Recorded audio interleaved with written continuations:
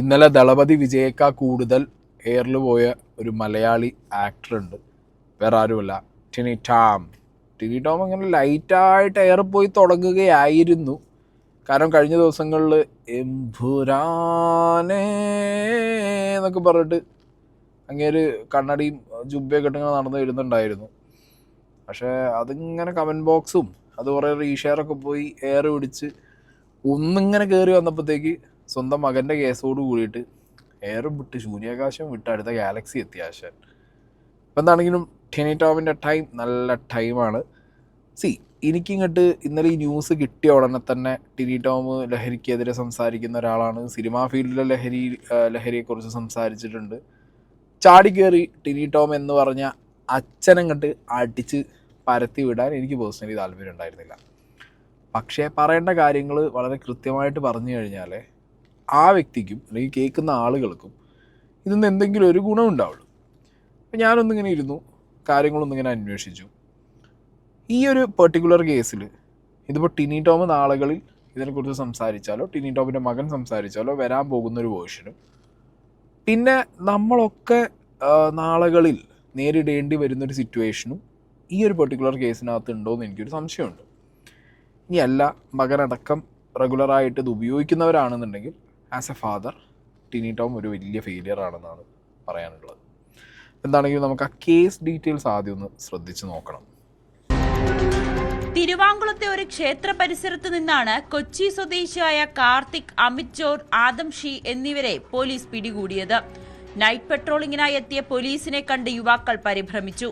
സംശയം തോന്നിയ പോലീസ് നടത്തിയ പരിശോധനയിലാണ് കാർത്തിക്കിന്റെ പോക്കറ്റിൽ നിന്നും സിപ്പ് കവറിലായി സൂക്ഷിച്ച കഞ്ചാവ് കണ്ടെടുത്തത്.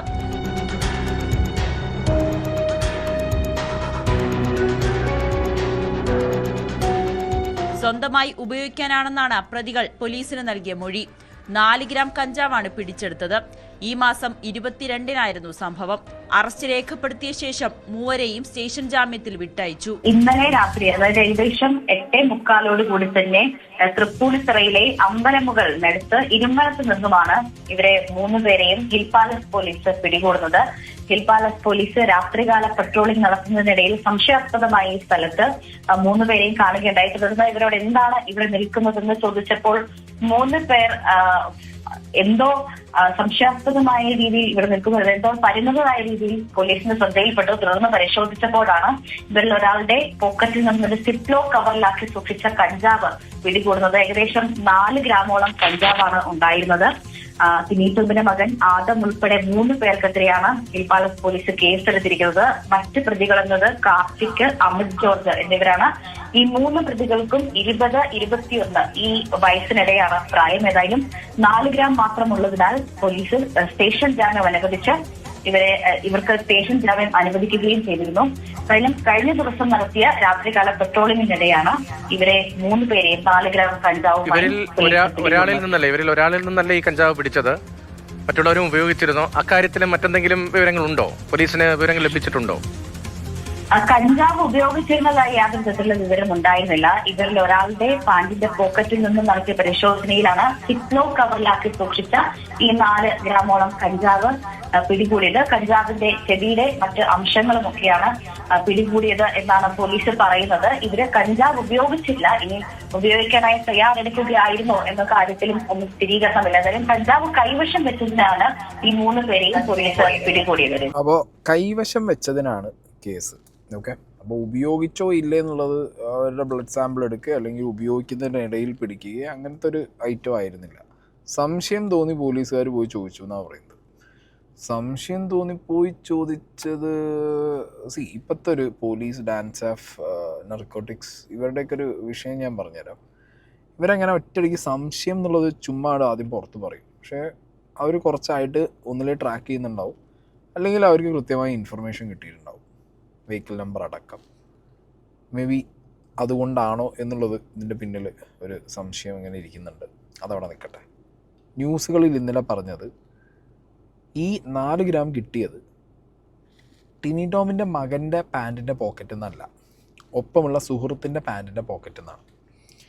2 സിനാരിയോസ് ഞാൻ പറയാം. ഒന്ന്, നാളുകളിൽ ടിനി ടോം ഓബിയസ്ലി ഇതിനെക്കുറിച്ച് സംസാരിക്കാതിരിക്കില്ല, മീഡിയ ചോദിക്കാതിരിക്കില്ല, അപ്പോൾ പറഞ്ഞേ പറ്റുന്നുള്ളൊരു അവസ്ഥയിൽ ടിനി ടോമിന് പറയേണ്ടി വരും.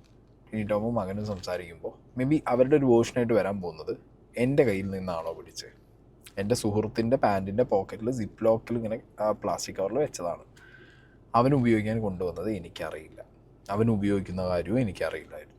പോലീസ് വന്ന് പിടിച്ചപ്പോഴാണ് ഞാനടക്കം കണ്ടത്, അവനാണ് കൈവശം വെച്ചത്, ഞങ്ങൾ അപ്പം തന്നെ സ്റ്റേഷൻ ജാമ്യത്തിൽ വിട്ടില്ലേ. ഈ ഒരു വേർഷൻ വരാം. ഓക്കെ, ഇനി ഇതല്ലെങ്കിൽ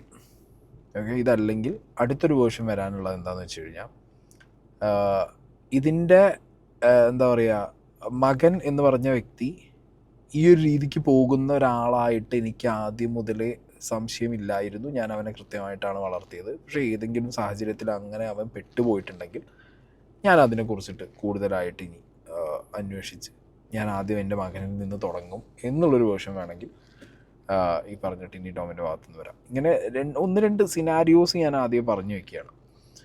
നാളുകളിൽ നമുക്കും ഈ ഒരു അവസ്ഥ വന്നുകൂടെ? ഞാൻ നിങ്ങളോട് വളരെ ഫ്രാങ്കായിട്ട് തുറന്നു ചോദിക്കുകയാണ്, തുറന്നു കുറച്ച് കാര്യങ്ങൾ പറയുകയാണ്. അപ്പം ഞാനടക്കം സൊസൈറ്റിയിൽ പല ആളുകളായിട്ട് കാണാറുണ്ട്, സംസാരിക്കാറുണ്ട്. നമ്മുടെ കൂട്ടത്തിലുള്ള ഫ്രണ്ട്സിൽ ആരൊക്കെ ഇത് ഉപയോഗിക്കും, ആരുടെയൊക്കെ കൈവശം ഇതുണ്ട് എന്നുള്ളതിനെ കുറിച്ചിട്ടൊന്നും പ്രത്യക്ഷത്തിൽ നമുക്കങ്ങനെ ചൂഴ്ന്നിറങ്ങി ചെന്ന് അല്ലെങ്കിൽ അങ്ങനെ കാണിക്കുന്നവരുണ്ടാവണം നമുക്ക് ഫ്രണ്ട് സർക്കിളിൽ. ഇങ്ങനെ ഉപയോഗിക്കുന്നതാണെന്ന് ഓപ്പണായിട്ട് കാണിച്ച് ഫ്രണ്ട് സർക്കിളിൽ അത് പറഞ്ഞു നടക്കുന്ന ആളുകളാണെന്നുണ്ടെങ്കിൽ ദാറ്റ്സ് വെൽ ആൻഡ് ഗുഡ്. അപ്പോൾ നമുക്ക് മനസ്സിലാക്കാം, അവരെ നമുക്ക് എന്ത് ചെയ്യാം, ഒരു 1 arm ഡിസ്റ്റൻസിൽ നിർത്താം അല്ലെങ്കിൽ അകറ്റി നിർത്താം. അവരുടെ ഒപ്പം പോകുമ്പോൾ നമുക്ക് ചോദിക്കാം. ഇപ്പം ഞാനങ്ങനെ ചോദിക്കുന്ന ഒരു കൂട്ടത്തിലുള്ള ഒരാളാട്ടോ. എനിക്ക് ഉപയോഗിക്കുന്ന ആളുകളെ എനിക്ക് അറിയാം, അവർ ഉപയോഗിക്കുന്നവരാന്ന് പറഞ്ഞാൽ ഞാൻ ആദ്യം വണ്ടി കയറുമ്പോഴൊക്കെ പറയും, പൊന്നു മോനെ സാധനം പോക്കറ്റിൽ വെച്ചിട്ടോ കയ്യിൽ എവിടെയെങ്കിലും ഉണ്ടെങ്കിൽ എൻ്റെ വണ്ടി കയറരുത്. കാരണം എവിടെയെങ്കിലും വണ്ടി തട്ടി അല്ലെങ്കിൽ വല്ല പോലീസ് കൈകാട്ട് ചെയ്ത് കഴിഞ്ഞാൽ പിടിച്ചു കഴിഞ്ഞാൽ നാളെന്താ പ്രശസ്ത യൂട്യൂബർ അടക്കം എന്ന് പറഞ്ഞാൽ വരും, എൻ്റെ പേരൊന്നും വരാൻ പോകുന്നില്ല. മനസ്സിലായല്ലോ? ഞാൻ ചിലപ്പോൾ അറിഞ്ഞിട്ട് പോലും ഉണ്ടാവില്ല എൻ്റെ കയ്യിലുള്ളത്. അങ്ങനെ വരൂ. പിന്നെ നാളുകളിൽ ഞാനിതില്ല ഉപയോഗിക്കില്ല എന്ന് പറഞ്ഞിട്ട് ബ്ലഡ് ടെസ്റ്റും റിസൾട്ടും കൊണ്ട് ഞാൻ അങ്ങനെ ഒട്ടിച്ച് വെച്ച് നടക്കേണ്ട ഒരു അവസ്ഥയ്ക്ക് ഇന്നെ എത്തിക്കാൻ പാടില്ല. ദയവേത് ചെയ്യരുത്. നാളുകളിൽ നമുക്കിതൊക്കെ സംഭവിക്കാം. കാരണം നമ്മളെ ചുറ്റുപാടുള്ളവർ ആരും ഉപയോഗിക്കില്ല നമുക്കൊരു പിടുത്തമില്ലേ. നമ്മൾ എത്ര പേര് കാണുന്നുണ്ട്, അല്ലെങ്കിൽ നമ്മൾ ഡെയിലി കണ്ടുപോകുന്ന ആൾക്കാർ ചിലപ്പോൾ അങ്ങനെ ഒരു ബെൽറ്റിലേക്ക് പോയി അവരങ്ങനെ ഉപയോഗം തുടങ്ങി തിരിച്ച് നമ്മളടുത്ത് വന്ന് അവർ ചിലപ്പോൾ കയ്യിൽ സാധനം വെച്ചിട്ട് ചിലപ്പോൾ നമ്മളടുത്ത് പിടിച്ചു കഴിഞ്ഞാൽ അപ്പോൾ നമ്മളും പെട്ടുപോകും. അപ്പം അങ്ങനത്തെ ഒരു സിനാരിയോ ഇതിനകത്തുണ്ട്. അപ്പോൾ ഡെഡ്ലി ഡേഞ്ചറസ് ആണ്. നമ്മൾ സ്വയം എത്ര ടേക്ക് കെയർ ചെയ്താലും ചിലപ്പോൾ നമ്മളടുത്ത് ഈ സാധനം വന്ന് പെട്ടുപോകും എന്നുള്ളൊരു അവസ്ഥ ഉണ്ട്. ഈ ടിനി ടോമിൻ്റെ കേസിലേക്ക് വരുമ്പോൾ ഞാൻ ഒരു കാര്യം പറയാം. ഇന്നലെ മോസ്റ്റ് മെജോറിറ്റി 99.9% വീഡിയോസ് അല്ലെങ്കിൽ 100% വീഡിയോസും ടിനി ടോം ഈ ലഹരിക്കെതിരെ സംസാരിച്ചതുമായിട്ട് റിലേറ്റ് ചെയ്തു. ധ്യാൻ ശ്രീനിവാസൻ റിലേറ്റഡ് ആയിട്ട് പറഞ്ഞു എന്ന് പറയപ്പെടുന്ന പല്ല് ദ്രവിച്ച കേസും മകനെ സിനിമയിലേക്ക് വിടാൻ താല്പര്യമില്ല, ലഹരിയുടെ ഹബ്ബാണ് സിനിമ എന്നുള്ള ആ ഒരു 2023 ഒരു വേദിയിൽ ഒരു പൊതുപരിപാടിയിൽ പങ്കെടുത്ത സമയത്ത് ടിനി ടോം പറഞ്ഞ കാര്യമൊക്കെ വെച്ച് ഇക്വേറ്റ് ചെയ്തിട്ടാണ് 100% ട്രോളുകളും കണ്ടൻറ്റുകളും ഇവിടെ അപ്ലോഡ് ആയിട്ടുള്ളത്. ഇപ്പോൾ എൻ്റെ അച്ഛൻ ലഹരിക്കെതിരെ കണ്ടിന്യൂസ്ലി സംസാരിക്കുന്ന ഒരാളാണ്. സിസ്റ്റത്തിനകത്ത് അത്യാവശ്യം ലഹരി കോമ്പിങ് നടത്തുന്ന ഓഫീസേഴ്സുമായിട്ട് പരിചയമുള്ളൊരു വ്യക്തിയാണെന്നൊക്കെ വെച്ചോ. ഞാനൊന്ന് പേടിക്കില്ലേ? ഓബ്വിയസ്ലി നമ്മളെ അച്ഛന്മാർക്ക് അത്രയും അറിയാമെന്നുണ്ടെങ്കിൽ നമ്മൾ പേടിക്കും. അല്ലെങ്കിൽ അച്ഛൻ വെറും പബ്ലിക്കിൽ വന്ന് ഇതിനെക്കുറിച്ച് മാത്രം ഷോ ഓഫ് പറഞ്ഞു പോകുന്ന ഒരാളായിട്ട് തോന്നിക്കഴിഞ്ഞാൽ അച്ഛൻ എന്താ 4 ക്യാമറ കാണുമ്പോൾ എന്ന് പറഞ്ഞിട്ട് പോകണമല്ലേ, എന്നെ പിടിക്കാനൊന്നും പോകുന്നില്ല. അല്ലെങ്കിൽ ഞാൻ അച്ഛൻ്റെ വഴിക്ക് ഞാൻ എൻ്റെ വഴിക്ക്, അച്ഛൻ ലഹരിക്കെതിരാണെങ്കിൽ ഞാൻ ലഹരിക്ക് ഓണാണ്, ഇങ്ങനെ ചിന്തിക്കുന്ന മക്കളും ഉണ്ടാവാം. പക്ഷേ ഇവിടെ പല ഇൻ്റർവ്യൂവിലും ഞാൻ ഈ പറഞ്ഞ ടിനി ടോമിൻ്റെ മകനെ ശ്രദ്ധിച്ചിട്ടുണ്ട്. ചങ്ങായി ഒരു അച്ഛൻകുട്ടി എന്ന് പറഞ്ഞിട്ട് പോകുന്നൊരു മെറ്റീരിയലാണ്. അപ്പോൾ ഉപയോഗിച്ചിട്ടുണ്ടെങ്കിൽ ആസ് എ ഫാദർ അത് ടിനി ടോം ഒന്നില്ലെങ്കിൽ ഇത്രയും കടുത്ത നിയന്ത്രണങ്ങൾ വെച്ചതിൽ നിന്ന് ചെക്കൻ ചിലപ്പോൾ ഒരു എന്താ പറയുക വേറെ മൂഡിലേക്ക് പോയതായിരിക്കാം. അല്ലെങ്കിൽ ഈ പറഞ്ഞ പോലെ അച്ഛൻ എന്ന് പറഞ്ഞ വ്യക്തി എന്താ പറയുക ഇതിനെതിരാണ്, അല്ലെങ്കിൽ അച്ഛൻ എന്ന് പറഞ്ഞ വ്യക്തിക്ക് അച്ഛനെ ഞാൻ കൂട്ടുന്നില്ല, ഞാൻ ഉപയോഗിക്കുമെന്ന് പറഞ്ഞതായിരിക്കാം. എന്താണെങ്കിലും അച്ഛൻ ഇതിനെക്കുറിച്ച് പറയുന്ന ഒരാളാണെന്നുള്ളത് കൃത്യമായ ബോധ്യം ഉണ്ടായിട്ട് പോലും അങ്ങനെ ചെയ്തു എന്നുള്ളത് വിശ്വസിക്കാൻ ശേഷം പാടാണ്. മനസ്സിലായോ? കാരണം അത് നാളുകളിൽ പുറത്ത് അച്ഛൻ ഇറങ്ങി നടക്കാൻ പറ്റാത്തൊരവസ്ഥ, എനിക്കിറങ്ങി നടക്കാൻ പറ്റാത്തൊരവസ്ഥ എന്നൊക്കെ ചിലപ്പോൾ തിങ്ക് ചെയ്താലോ. ചിലപ്പോഴല്ല, അങ്ങനെ തിങ്ക് ചെയ്യണം. കാരണം ഇങ്ങനെ സംസാരിക്കുന്നവരുടെ മക്കളോ അല്ലെങ്കിൽ ചുറ്റുപാടുള്ളവർ തിങ്ക് ചെയ്യണം. അപ്പം ഞാൻ അടക്കമുള്ളവർ, ഞാൻ പറഞ്ഞല്ലോ, ഭയങ്കര കോൺഷ്യസ് ആണ് ആ കാര്യത്തിൽ. ഞങ്ങൾ ചില സ്ഥലത്ത് നിന്ന് വണ്ടിയൊക്കെ നിർത്തി പോകുന്ന സമയത്ത് ഞാൻ വണ്ടി ലോക്കാക്കി ഒന്ന് ഒരു 10 വട്ടം നോക്കും. കാരണം ആരെങ്കിലും വന്നിട്ട് പോതിട്ട് പോയാലും നമ്മൾ വിടുവേ. മനസ്സിലായില്ലേ? പിടിപ്പിക്കാൻ വേണ്ടി ചെയ്യുന്ന പരിപാടികൾ സിസ്റ്റത്തിൻ്റെ അകത്തുകൊണ്ട് പുറത്തുനിന്ന് ആൾക്കാരും ഉണ്ട്. ഇപ്പം എന്താണെങ്കിലും ഇന്നലെ കുറേ പേര് ഞാൻ പറഞ്ഞല്ലോ, ഇതിനകത്ത് ആസ് എൻ അച്ഛൻ ഇയാൾ ഫെയിൽ ആവുകയാണെന്നുണ്ടെങ്കിൽ എങ്ങനെ ഫെയിൽ ആവും എന്നുള്ളൊരു ചോദ്യമുണ്ട്. ഞാൻ അതിനുള്ള ഉത്തരം 2023 ഈ പറഞ്ഞ ടിനി ടോം റിലേറ്റഡ് ആയിട്ടൊരു കോണ്ടന്റ് ചെയ്തപ്പോൾ കുറച്ച് കാര്യങ്ങൾ പറഞ്ഞു വെച്ചിട്ടുണ്ടായിരുന്നു. അത് എഗെയിൻ ഞാനിവിടെ പ്ലേ ചെയ്യാം. ഈ കാലഘട്ടം എന്ന് പറയുന്നത് അപകടകരമായ കാലഘട്ടമാണ്. എൻ്റെ മകന് ഇപ്പോൾ രണ്ടാഴ്ച മുമ്പുണ്ടായ സംഭവം. എൻ്റെ മകന് സിനിമയിൽ ഒരു വലിയ നടൻ്റെ മകനായിട്ട് അഭിനയിക്കാനുള്ള ചാൻസ് കിട്ടി. എൻ്റെ വൈഫ് പറഞ്ഞു വിടാൻ പറ്റില്ല എന്ന് പറഞ്ഞു. ഭയം മയക്കുമരുന്ന് തന്നെയാണ്. ഞാൻ പറഞ്ഞത് സിനിമ എന്ന് പറഞ്ഞിട്ടുണ്ടെങ്കിൽ ഞങ്ങളിവിടെ കച്ചവടം നടത്തുന്നൊന്നുമില്ല, അവന് വിട്ടുന്ന് വിചാരിച്ച് കുഴപ്പമില്ല. പക്ഷേ ഈ 17-18 വയസ്സിലാണ് ഏറ്റവും കൂടുതൽ വഴി തെറ്റുന്നത്. അതുകൊണ്ട് ആയൊരു മകനാണ് എനിക്കുള്ളത്. നിങ്ങൾ ചെയ്യേണ്ടതെന്ന് പറഞ്ഞാൽ നിങ്ങളുടെ ലഹരിയെക്കുറിച്ച് പറഞ്ഞ് കലയാക്കി മാറ്റിയാൽ മതി. കാരണം ഞാൻ ഇതിലൂടെയൊക്കെ കടന്നു വന്നിട്ടുള്ളവനാണ്. ഞാൻ പുണ്യാനായിട്ട് ജനിച്ചിട്ട് ഇതൊന്നും ഉപയോഗിക്കാത്ത ഒരാളൊന്നുമല്ല. എല്ലാം ഉപയോഗിച്ചിട്ട് അതിൻ്റെ ഭവിഷ്യത്ത് മനസ്സിലാക്കിയിട്ടുള്ളവനാണ്. ഈ അടുത്തൊരു സിനിമാ താരം എന്നോടൊപ്പം അഭിനയിച്ചപ്പോൾ അദ്ദേഹം ലഹരിക്ക് അടിമയാണ്. അദ്ദേഹത്തിൻ്റെ പല്ല് പൊടിഞ്ഞു തുടങ്ങിയിട്ടുണ്ട്. ഇപ്പം പല യുവജനങ്ങളും പറയും അവൻ നന്നായിട്ട് ആക്ട് ചെയ്യുന്നുണ്ട്, ഇത് ഉപയോഗിക്കുന്നുണ്ട്. അത് ഈ ലൈറ്റ് പോലെയാണ്. അതിലേക്ക് ഇലക്ട്രിസിറ്റി കടത്തി വിടുമ്പോൾ ഇങ്ങനെ നന്നായിട്ട് ബ്രൈറ്റ് ആയിട്ട് നിൽക്കും. പക്ഷെ അതിൻ്റെ ആ ഫിലമെൻ്റ് അടിച്ചു പോയാൽ പിന്നെ തിരിച്ചു കിട്ടൂല. അപ്പോൾ എൻ്റെ നേരിട്ടുള്ള അനുഭവമാണ്. ഞാൻ എൻ്റെ ചുറ്റും ഇതൊക്കെ ഉണ്ടായിരുന്നു. അത് ഉപയോഗിക്കുന്ന ഒരാളെ കണ്ടിട്ട് ഞാൻ പല്ല് പൊടിഞ്ഞു, ഇനി എല്ല് പൊടിഞ്ഞു തുടങ്ങുന്നു എന്ന് പറയുന്നത് 3-4 വർഷം കൊണ്ട് ഇടിച്ചു നിൽക്കും. ഓക്കെ, അപ്പോൾ ടിനി ടോം പറഞ്ഞത് മകനെ സിനിമയിലേക്ക് വിട്ടില്ല, വൈഫ് പറഞ്ഞു വിടണ്ട. ലഹരിയുടെ ഉപയോഗം വ്യാപകമാണ്. 10-18 വയസ്സിൽ സിനിമയിലൊക്കെ എത്തിക്കഴിഞ്ഞാൽ സിനിമാ മേഖലയിൽ ലഹരിയുടെ ഉപയോഗം കൂടുതലായതുകൊണ്ട് മകൻ വഴിതെറ്റാൻ സാധ്യതയുണ്ട്. മകന്റെ കേസ് വന്നപ്പോൾ ടിനി ടോമും വൈഫും ഒക്കെ ആസ് എ പാരന്റ്സ് അവരും മകനെ മാറ്റി നിർത്തി സിനിമയിൽ. അപ്പൊ ബാക്കി മക്കള് സിനിമയിൽ വരുന്നതോ? ബാക്കി എത്രയോ പേര് സിനിമയിൽ വരുന്നില്ലേ? ചെറിയ കുട്ടികൾ അഭിനയിക്കുന്നില്ലേ? 18, 16, 12 വയസ്സുള്ളവർ വരുന്നില്ലേ? എന്തിന്? അതിലും ഒരു 20, 22 ആളുകൾ വരുന്നുണ്ട്. ആക്ട്രസ് വരുന്നുണ്ട്, ആക്ടർ വരുന്നുണ്ട്. അവരും ആരുടെങ്കിലും ഒക്കെ മക്കളല്ലേ? അപ്പൊ എന്തുകൊണ്ട് ടിനി ടോം അടക്കമുള്ളവര് ലഹരി ഉപയോഗത്തിന് അല്ലെങ്കിൽ ലഹരി ഉപയോഗിക്കുന്നതിന് എന്റർടൈൻ ചെയ്ത് കൊടുക്കുന്ന ആളുകൾ ആരൊക്കെ, ലഹരി ഉപയോഗിക്കുന്നത് ആരൊക്കെ, ലഹരി മാഫിയയുടെ ബന്ധമുള്ളത് ആർക്കൊക്കെ, സിനിമാ സെറ്റുകളിൽ ആരൊക്കെ ലഹരി കൊണ്ടുവരുന്നു, ഉപയോഗിക്കുന്നു, കച്ചവടം നടത്തുന്നു എന്നുള്ളതിനെ കുറിച്ചിട്ട് എന്തുകൊണ്ട് പേരെടുത്ത് പറയുന്നില്ല? പേടിയാണോ? ആണ് ചോദ്യം. പേടിയാണോ? ഇതൊക്കെ കേട്ടിട്ടും ഇവിടുത്തെ സർക്കാരും പോലീസും എക്സൈസും പഞ്ചപുച്ചടക്കി ഇറങ്ങും. ഒരു കുഴപ്പമില്ലേ, സിനിമയിൽ ലഹരി ഉപയോഗിച്ചോട്ടെ. എന്നിട്ട് എന്ത് ചെയ്യാ? സിനിമ എടുക്കുന്ന സമയത്ത് സ്ക്രിപ്റ്റിൽ ലഹരി ഉപയോഗിക്കാൻ പാടില്ല. Narcotics is just A business. ഇതൊക്കെയാണ് ഞാൻ ഇതിനു മുമ്പ് ഈ വിഷയത്തിൽ സംസാരിച്ച് വെച്ചിട്ടുള്ള കാര്യങ്ങൾ. again റിപ്പീറ്റ് ചെയ്യേണ്ടല്ലോ വെച്ചിട്ടാണ് ആ പഴയ വീഡിയോയുടെ ഒരു പോർഷൻ ഇവിടെ തന്നെ കൊടുന്ന് വെച്ചത്.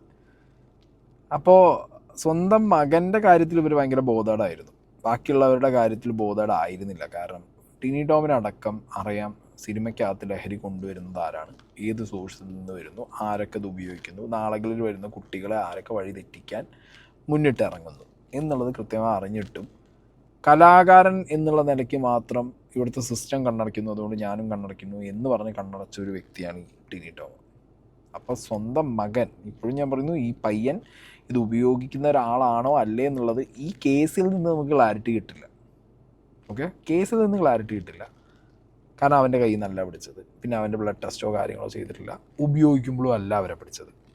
അതുകൊണ്ട് തന്നെ ഉപയോഗിക്കുന്ന ഒരാളാണെന്നുണ്ടെങ്കിൽ അത് മകനിലേക്ക് എത്തുന്ന സോഴ്സുകൾ, നിങ്ങളടക്കം മിസ്റ്റർ ടിനി ടോം, നിങ്ങൾക്കത് ആ സോഴ്സുകൾ കട്ട് ഓഫ് ചെയ്യാനുള്ള, ബാക്കി നോർമൽ സാധാരണക്കാരായ മനുഷ്യനിൽ നിന്ന് കൂടുതൽ നിങ്ങൾക്ക് അതിനുള്ള ചാൻസസ് ഉണ്ട്, അതിനുള്ള ഓപ്പർച്യൂണിറ്റീസ് കൂടുതലുണ്ടായിരുന്നു. പക്ഷെ കലാകാരൻ എന്നുള്ള പ്രിവിലേജ് നിങ്ങളും കൂടി യൂസ് ചെയ്തിട്ട് എന്ത് ചെയ്തു? അവിടെ കണ്ണടച്ചു എന്നുള്ളതാണ്. വേറെ ഇൻ്റർവ്യൂവിൽ നിങ്ങൾ പറഞ്ഞ കുറച്ച് പോർഷൻസ് കൂടി വെക്കുന്നുണ്ട്. സിനിമയിൽ മാത്രം എല്ലായിടത്തും ഉണ്ട്. ഇപ്പോൾ സിനിമയിലുള്ള സംഭവങ്ങൾ തന്നെ ഈ പോലീസുകാർ മണ്ടന്മാരെന്നല്ല, അവരിലൊക്കെ ഫുൾ ലിസ്റ്റ് ഉണ്ട്. ആൻ്റണി പെരുമ്പാവൂർ, അതിൽ ലാലേട്ടൻ്റെ വലങ്കയ്യറിൽ ആൻ്റണി പെരുമ്പാവൂർ പോലീസ് കൊടുത്ത ഇൻഫർമേഷൻ ഉണ്ട്. ഏത് നിമിഷം ഏത് സമയം കോമ്പ് ചെയ്ത് കഴിഞ്ഞിട്ടുണ്ടെങ്കിൽ പ്രശ്നമായിരിക്കും.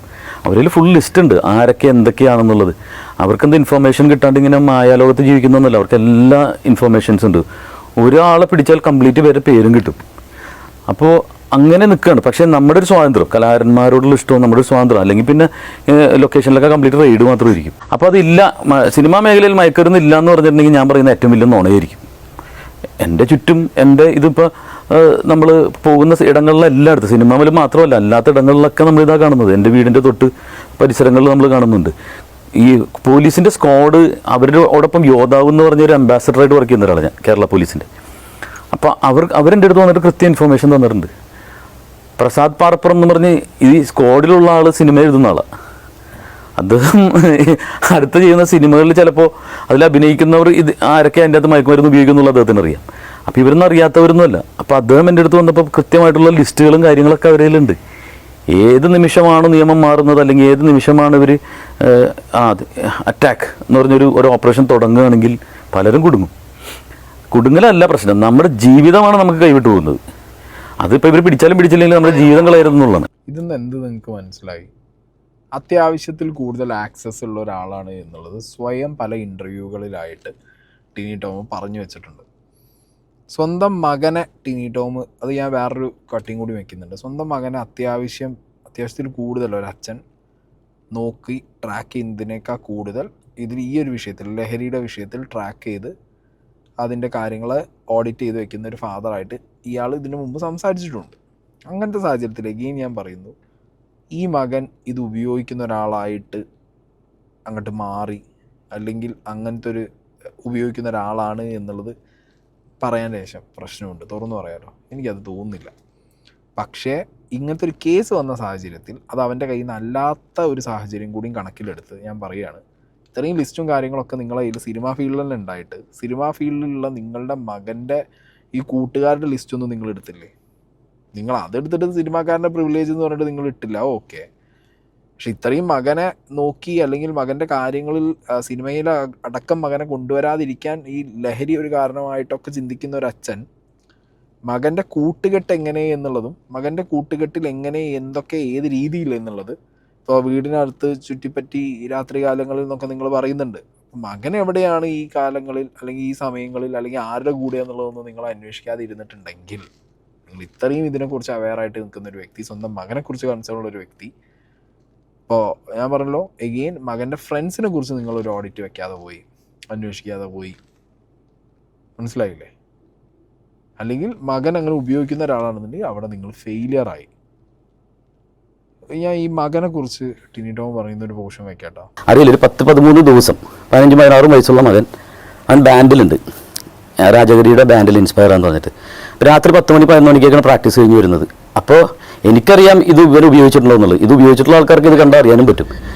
അതായത് ഞാൻ പറഞ്ഞത് നേരത്തെ മകൻ്റെ കാര്യത്തിൽ കൃത്യമായ ട്രാക്ക് വെച്ചിട്ടുണ്ട്, കൃത്യമായ ഓഡിറ്റ് വെച്ചിട്ടുണ്ട്.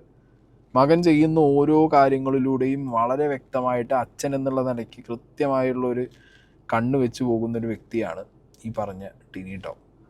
ടിനി ടോമിനെ എവിടെയാണ് പാളിയത്? അതോ ഇനിയിപ്പോൾ ഈ പറഞ്ഞ പോലെ ടിനി ടോമും പറഞ്ഞില്ല, മകനും പറഞ്ഞില്ല, ഒപ്പമുള്ള ഫ്രണ്ട് ഇത് ആരെയും അറിയിക്കാതെ അവൻ്റെ പോക്കറ്റിൽ വെച്ചുകൊണ്ട് നടക്കുന്ന ഒരു സാധനം പോലീസുകാർ വന്നപ്പോൾ ഓക്കെ, ആ രീതിക്കാണോ കാര്യങ്ങൾ? അത് സിമ്പിളായിട്ട് വന്നിട്ട് ഒരു അച്ഛനെ ബ്ലെയിം, ടിനി ടോം ഒരു അച്ഛനാണ്, നാളെ ഒരു അച്ഛനും ഈ ഒരു അവസ്ഥ വരാതിരിക്കട്ടെ, ടിനി ടോമിനെ ബ്ലെയിം ചെയ്യാനോ പയ്യനെ ബ്ലെയിം ചെയ്യാനോ നിൽക്കുന്നില്ല. കാരണം ഈ ഒരു പെർട്ടിക്കുലർ ന്യൂസിനകത്ത് എനിക്ക് അതിനുള്ളൊരു ക്ലാരിറ്റി കിട്ടാത്തതുകൊണ്ടാണ്. അല്ലാന്നുണ്ടെങ്കിൽ ഞാൻ അത് വെച്ചടിച്ചിരുന്നു. പക്ഷെ താല്പര്യമില്ല, കാരണം പറഞ്ഞതുകൊണ്ട് ഇനിയിപ്പോൾ ആ ഒരു പയ്യൻ്റെ ഒരു ഫ്യൂച്ചറോ അല്ലെങ്കിൽ ഈ ടിനി ടോമിന് നാളെ മീഡിയനെ ഫേസ് ചെയ്യാൻ പറ്റാത്തൊരവസ്ഥയോ ഞാൻ കാരണം വരരുത് എന്നുള്ളത് കൊണ്ടാണ് ഞാനിത് പറയുന്നത്.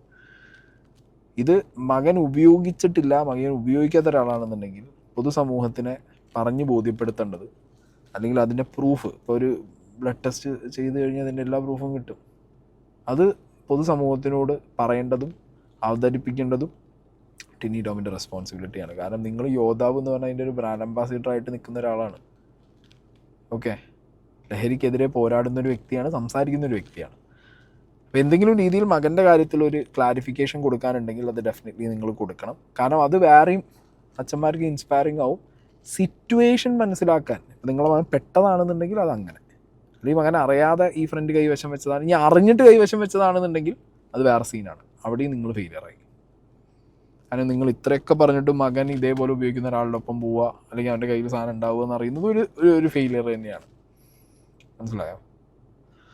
ആൻഡ് ഇതിൽ ധ്യാൻ ശ്രീനിവാസൻ, ഞാൻ ഈ പറഞ്ഞു ഈ പല്ല് ദ്രവിക്കുന്നു എന്ന് പറഞ്ഞ സ്കീം പറഞ്ഞ സമയത്ത് പലരും ധ്യാനിൻ്റെ ലൈഫിൻ്റെ ഈ ഒരു ലഹരി ഫേസ് തുറന്നു പറഞ്ഞ ഒരാളാണ്. അപ്പോൾ ധ്യാൻ ശ്രീനിവാസനാണോ ഇത് എന്നുള്ള രീതിക്ക് പലയിടത്തും ചർച്ച നടന്നു. അപ്പോൾ ധ്യാൻ ടിനിക്ക് കൊടുത്തൊരു റിപ്ലൈ എന്നല്ല, പൊതുവെ കൊടുത്തൊരു റിപ്ലൈ ഉണ്ട്. അതായത് മകനെ സിനിമയിൽ അയക്കാൻ പേടിയാണ് എന്ന് ഒരച്ഛൻ, സിനിമാക്കാരനായ അച്ഛൻ വന്ന് പറയുമ്പോൾ, സിനിമാക്കാർ തന്നെ ഇതിൽ ഒരുപാട് പേര് ഇതിനകത്ത് ഒരു റിപ്ലൈ ആയിട്ട് എനിക്ക് അന്ന് കൊടുത്തിട്ടുണ്ടായിരുന്നു. പക്ഷെ ധ്യാൻ്റെത് കുറച്ചും കൂടി ഒരു ക്ലാഷ് ആയിരുന്നു. അല്ല, എനിക്ക് ടിനിയേട്ടൻ പറഞ്ഞ കാര്യത്തിൽ മകന് അതുകൊണ്ട് വിട്ടില്ലെന്ന്. അപ്പം അങ്ങനെ വിടാതിരിക്കേണ്ട കാര്യമൊന്നുമില്ല. കാരണം അങ്ങനെ ആരും ഇവിടെ നിർബന്ധിച്ചിട്ട് ഡ്രഗ് അബ്യൂസ് ചെയ്യുക അല്ലെങ്കിൽ ആളെ നിർബന്ധിച്ചിട്ട് കൊടുത്താൽ തന്നെ ആ മകനൊരു തീരുമാനം ഉണ്ടാവില്ല. ഇപ്പം നമുക്കൊരു സാധനം വേണ്ട എന്നുണ്ടെങ്കിൽ നമ്മളത് ഉപയോഗിക്കില്ലല്ലോ. അപ്പോൾ അങ്ങനെ പേടിച്ചിട്ട് ഇവിടെ മലയാള സിനിമ ഇതൊക്കെ ഉണ്ടെന്ന് പറഞ്ഞിട്ട് നമുക്കൊരിക്കലും എന്ന് വെച്ചാൽ ഞാൻ വിടാതിരിക്കേണ്ട കാര്യമൊന്നുമില്ല. പക്ഷെ അവനോട് കൃത്യമായിട്ട് ഈ പറഞ്ഞ പോലെ ഇത് കാരണം ഒരാൾക്ക് നല്ലത് ചീത്തയൊക്കെ ഇന്നത്തെ പിള്ളേർക്കൊന്നും ആർക്കും പറഞ്ഞു കൊടുക്കേണ്ട കാര്യമൊന്നുമില്ല. എല്ലാവർക്കും അറിയാം നല്ലത് ചീത്തയാണ്. ഇവിടെ സിഗരറ്റിന് വലിക്കുന്ന കൂടിൻ്റെ പുറത്ത് എഴുതി വെച്ചിട്ടുണ്ട് സ്മോക്കിംഗ് കോസസ് ക്യാൻസർ, എന്നിട്ട് നമ്മൾ വലിക്കുന്നില്ലേ. അപ്പോൾ ഇവിടെ എല്ലാ മനുഷ്യന്മാർക്കും ഇവിടെ, പ്രത്യേകിച്ച് കേരളത്തിൽ പോലത്തെ സ്ഥലത്ത് ഏറ്റവും ലിറ്ററസി റേറ്റുള്ള സ്റ്റേറ്റിനകത്ത് നല്ലതും ചീത്തയും നമുക്ക് ആരെങ്കിലും പറഞ്ഞു തരണം. അവനവൻ്റെ ചോയ്സ് അല്ലേ ഇത് വലിക്കണോ വേണ്ടയോ, അല്ലെങ്കിൽ ഉപയോഗിക്കണോ വേണ്ടയോ, കെമിക്കൽ ഉപയോഗിക്കണോ, അങ്ങനെയുള്ള ചോയ്സുകൾ. ഇപ്പോൾ അവൻ അങ്ങനെ ഒരു തീരുമാനം എടുക്കുകയാണോ അവൻ ചിലപ്പോൾ വലിക്കും. അല്ലെങ്കിൽ കൃത്യമായിട്ടുള്ള, അല്ലെങ്കിൽ ഈ പറഞ്ഞ പോലെ വീട്ടിൽ നിന്ന് പറയാം ഇത് ചെയ്യാൻ പാടില്ല. നമ്മളൊക്കെ വീട്ടിൽ നിന്ന് ചെയ്യാൻ പാടില്ല എന്ന് പറയുമ്പോഴല്ലേ ഇത് ചെയ്യുമോ? അതാണല്ലോ പ്രത്യേകിച്ച് ആ പ്രായം. അല്ലെങ്കിൽ നമ്മൾ ചെയ്യാൻ പാടില്ല എന്ന് പറയുമ്പോൾ പിന്നെ നമുക്കത് ട്രൈ ചെയ്യണം എന്നുള്ളൊരു ഇതായിരിക്കും. പക്ഷേ പ്രത്യേകിച്ച് അവൻ്റെ ഒരു ഏജ് കൺസിഡർ ചെയ്യുന്ന സമയത്ത് നമ്മൾ കൃത്യമായിട്ടുള്ള ഗൈഡൻസ് കൊടുക്കുക, ഇതിൻ്റെ ദൂഷ്യഫലങ്ങൾ പറഞ്ഞ് മനസ്സിലാക്കുക എന്നല്ലാതെ നമുക്ക് വേറെ ചെയ്യാൻ പറ്റില്ല. അല്ലെങ്കിൽ നമ്മളെ കൂട്ടുകാരൊക്കെ ഇത് ചെയ്ത സമയത്ത് ചിലപ്പോൾ ട്രൈ ചെയ്യുന്നിരിക്കും. പക്ഷേ ഇത് ശരീരത്തിന് മോശമാണെന്ന് തിരിച്ചറിയുന്ന ഒരു പോയിന്റിൽ അവർ നിർത്തുമായിരിക്കും. ഇതാണ് ധ്യാൻ ശ്രീനിവാസൻ പറഞ്ഞ വാക്കുകളൊന്നും. അതിൽ ഒരു കാര്യം ഞാൻ ധ്യാൻ ശ്രീനിവാസനെ ക്രോസ് ചെയ്യാണ്. അതിൽ ഈ മനഃപൂർവ്വം നിർബന്ധിപ്പിച്ച് ആരും ലഹരി കഴിപ്പിക്കില്ല എന്നുള്ളത് അത് പൊട്ടത്തെറ്റാണ്. അങ്ങനെയൊക്കെ ഉപയോഗിച്ച് ശീലിപ്പിച്ച്, അല്ലെങ്കിൽ ഒരു പ്രാവശ്യം ഇതിൻ്റെ സുഖം അറിയിപ്പിക്കാൻ വേണ്ടി നിർബന്ധിപ്പിച്ച്, അങ്ങനെ പല രീതിയിലും ഇതിലേക്കൊരു അഡിക്ഷൻ എത്തിപ്പെട്ട ആളുകൾ ഒരുപാടുണ്ട്. ഓക്കെ, പിന്നെ ഏതെങ്കിലും ഒരു പോയിന്റിൽ പെട്ടെന്ന് നിർത്തണം തോന്നിക്കഴിഞ്ഞപ്പോൾ ധ്യാൻ തന്നെ ഒരു കുറച്ച് സമയം എടുത്തിട്ടാണ് അത് നിർത്തി അങ്ങനത്തെ ഒരു സ്റ്റേജിലേക്ക്, ഇപ്പോൾ ഉള്ളൊരു ക്ലെൻസിങ് ഫേസിലേക്ക് എത്താൻ പറ്റിയത്. എല്ലാവർക്കും അത് റെയർ ഓഫ് ദ റെയറസ്റ്റ് ആണ് ഒരാൾക്ക് അങ്ങനെ സഡൻ സ്വിച്ച് ടോക്ക് ഇങ്ങനെ എന്ന് പറഞ്ഞിട്ട് മാറാൻ പറ്റുന്നത്. അല്ലാത്തവർക്കൊക്കെ ഒരുപാട് ടൈം പിടിക്കും. ലൈഫിൽ വേറൊക്കെ പൈസയായിട്ടും അല്ലെങ്കിൽ മാനസികമായിട്ട് കുറച്ചും കൂടി നല്ല ഫേസിലൊക്കെ ആയിട്ട് സമാധാനമായിട്ടൊക്കെ സെറ്റിൽ ആകുമ്പോഴേ ചിലപ്പോൾ ഇതൊക്കെ മാറി വരാനും പറ്റുന്നുണ്ടാവുള്ളൂ. ചിലപ്പോൾ ഇതൊക്കെ കൂടുതലുള്ളവർ ഇതിനകത്ത് പോയി പെട്ടിട്ട് തിരിച്ചു വരാൻ പറ്റാത്ത അവസ്ഥകളുണ്ടാവും. അപ്പോൾ അങ്ങനത്തെ ഒന്ന് രണ്ട് കാര്യങ്ങൾ ഞാൻ പറഞ്ഞതിനോട് എനിക്കൊന്ന് കട്ട് ചെയ്യണം. അല്ലാത്ത പക്ഷം ഈ പറഞ്ഞ എന്താ പറയുക, ഒരു മനുഷ്യന് ഇത് എപ്പോൾ തുടങ്ങണം എപ്പോൾ അവസാനിപ്പിക്കണം എന്നുള്ളതിൻ്റെ ഒരു ക്ലാരിറ്റി ഇല്ലായ്മയാണല്ലോ ഇവിടുത്തെ ഏറ്റവും വലിയ പ്രശ്നം ഈ ലഹരി ഉപയോഗിക്കുന്നവരുടെ ഇടയിൽ. അവർ ഇത് പറഞ്ഞു കൊടുക്കുന്നില്ല എന്നുള്ളത് വേറൊരു ഫേസ്. അത് ഞാൻ യോജിക്കുന്നു ധ്യാനോട്. ഇത് പറഞ്ഞു കൊടുക്കേണ്ടവർ പറഞ്ഞു കൊടുക്കുക തന്നെ വേണം. ഇപ്പോൾ സിഗരറ്റിൻ്റെ പുറത്ത് എഴുതി വെച്ചിട്ടും വലിക്കുന്നൊരു സൊസൈറ്റി ഇവിടെ ഉണ്ട്. അപ്പം അങ്ങനത്തെ ഒരു സൊസൈറ്റിയുടെ മുന്നിൽ ഇത് അവയർനെസ് കൃത്യമായിട്ട് എത്തിച്ചു കൊടുക്കുക, അല്ലെങ്കിൽ സ്വന്തം ലൈഫിലുള്ള ലൈഫ് എക്സ്പീരിയൻസുകൾ ഷെയർ ചെയ്ത് ബാക്കിയുള്ളവർക്ക് അവയർനെസ് കൊടുക്കുക എന്നുള്ളതൊക്കെ അതൊക്കെ നല്ല കാര്യം ചെയ്യുന്നത്. അല്ലാതെ ഇത് ഭയങ്കര കാഷ്വലായിട്ട് പെട്ടെന്ന് നിർത്താം, അല്ലെങ്കിൽ ഇങ്ങനെ തുടങ്ങാൻ പറ്റുന്ന പരിപാടി, അല്ലെങ്കിൽ അങ്ങനെ ചെയ്യിക്കുകയോ പെട്ടെന്ന് അങ്ങോട്ട് ആരെങ്കിലും ഇത് എടുത്ത് ട്രൈ ചെയ്യാൻ പറയുമോ, അല്ലെങ്കിൽ ആരെങ്കിലും നിർബന്ധിപ്പിക്കുകയോ, അങ്ങനെയൊന്നുമല്ല. അതൊക്കെ ചെയ്യുന്നവരുണ്ട്, ചെയ്തവരുണ്ട്, അതൊന്ന് അനുഭവിച്ചവരുമുണ്ട്. ഓക്കെ, അതത്ര കാഷ്വലായിട്ട് ചെയ്യേണ്ട ഒരു പരിപാടിയല്ല. അത് അന്നും ഞാൻ ഇതേ കാര്യങ്ങൾ പറഞ്ഞിട്ടുണ്ടായിരുന്നു. അപ്പോൾ എന്താണെങ്കിലും ടിനി ടോം മകൻ്റെ കാര്യത്തിൽ ടിനി ടോമിൻ്റെ ഭാഗത്തുനിന്ന് ഒരു ക്ലാരിറ്റി വരും എന്നുള്ളൊരു പ്രതീക്ഷയും ഞാൻ ഈ കോണ്ടന്റ് നിർത്തുന്നു.